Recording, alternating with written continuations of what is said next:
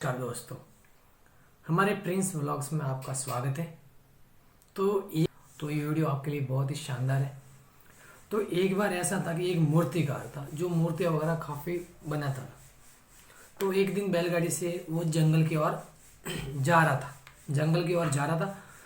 तो उस जंगल में गया, फिर उस पुल को पार किया, फिर बाद में 2 पत्थर लेके आया अपने बैलगाड़ी के ऊपर रख के। वो पत्थर लेके आया अपने घर।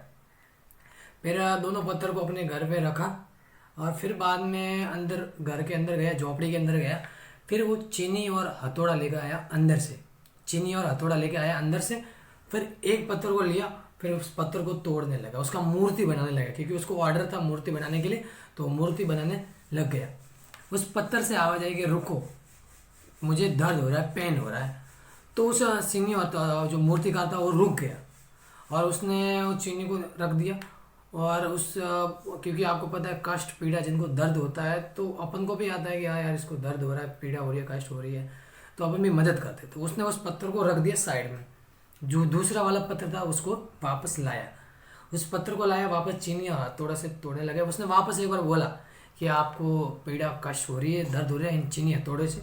तो उसने बोला नहीं, आप कंटिन्यू, आप करो, आपकी जो मेहनत है, आप जो बना रहे मूर्ति वो बनाते रहो।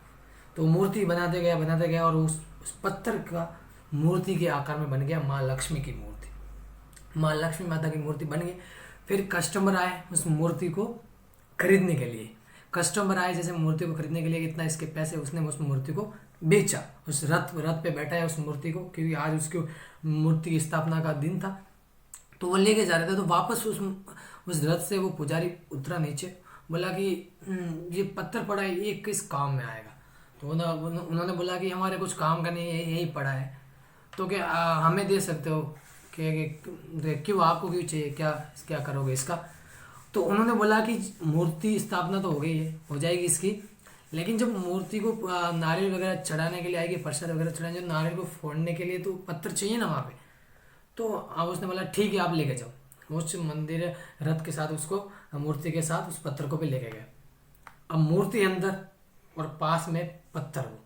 वो जैसे पूजा करने आते थे उस मंदिर को, नमन प्रणाम वगैरह करते, जैसे वो प्रसाद चढ़ाते, एकदम नारियल को फोड़ते, एकदम फैट आवाज आती थी जोर जोर से।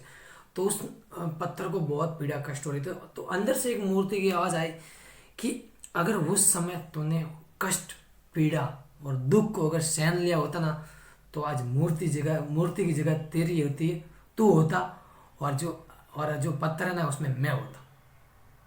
तो इस कहानी से अपन को ये शिक्षा मिल रही है कि आप अपने लाइफ में जो कर रहे हो, अगर आपको कोई समस्या आ रही है, रुकावटें आ रही है, तो पीड़ा कष्ट जो भी हो रहा है उसको सहन करो।